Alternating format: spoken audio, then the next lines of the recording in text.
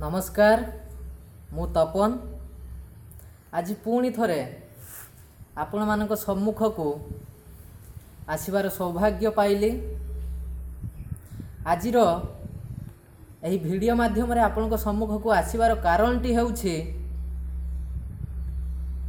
एक विशेष गुरुत्वपूर्ण संदेश वार्ता आपण पाखरे पहुँचाइबा पई मु चेष्टा करुछि कि जड़े मनीष तार जीवन रे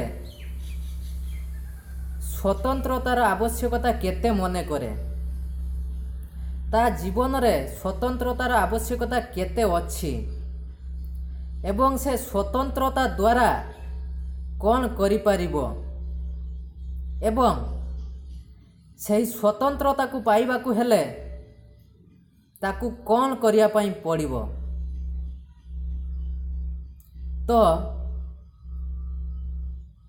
एथिपाई आपण मानकू मु जणे देउछि जे एक पुस्तक जहार ना हेउछि life and love below the stone, पत्थर तले जीवन प्रेम खूब शीघ्र आपण मानक सम्मुख को आसीबा को जाउछि, जहाकू मु निजे लेखुची। विषय वस्तु शुणी आपण मानक देहरे गोटे सिंहरण सृष्टि हेउथिबो कि जीवन आउ प्रेम। प्रेम शब्दटी शुणिले तो समस्त देहरे सिंहरण सृष्टि हब ही हब। आजिकार समाज ही सेमती। आउ जीवन कथा कहिले तो समस्ते निराश हो उठिचंते एही भलिया जीवन को अतिबाहित करी करी। सेमिति भाव रे यथार्थ भाव रे नुहे। ए बहिर विषय वस्तु पत्थर तले जीवन प्रेम एइथिपाई दिया जाइछि जे आपण जीवन कथा भाबिले, प्रेम कथा भाबिले, किंतु पत्थर कथा भाबिले नाही। ए विषय वस्तु रे पत्थरर भूमिका हेउछि एया जे जणे मनीषर जीवन रे स्वतंत्रता।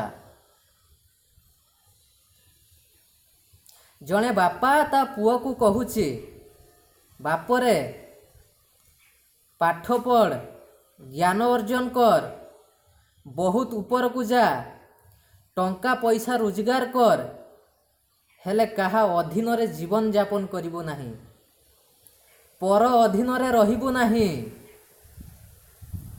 सबु बेले निज उपरे विश्वास रखिबो, भरोसा रखिबो एवं सबु किछि निज उपरे ही निर्भर करिबो।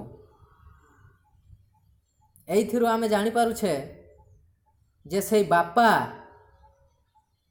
जो उपदेश देइथिले तार पुओ को, से पुओ ता जीवन रे तार बापार कथा को केते कार्यकारी करि पारिछि एवं एठी जो कथा उठिछि स्वतंत्रतार, सेही स्वतंत्रता को से केते उपभोग करि पारिछि,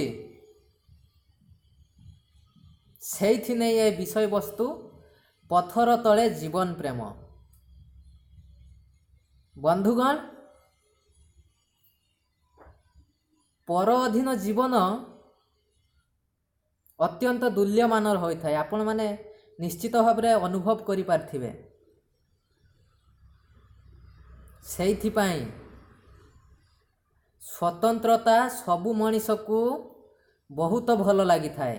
स्वतंत्रता हेउछि मनीषर एक अपरिहार्य अंग।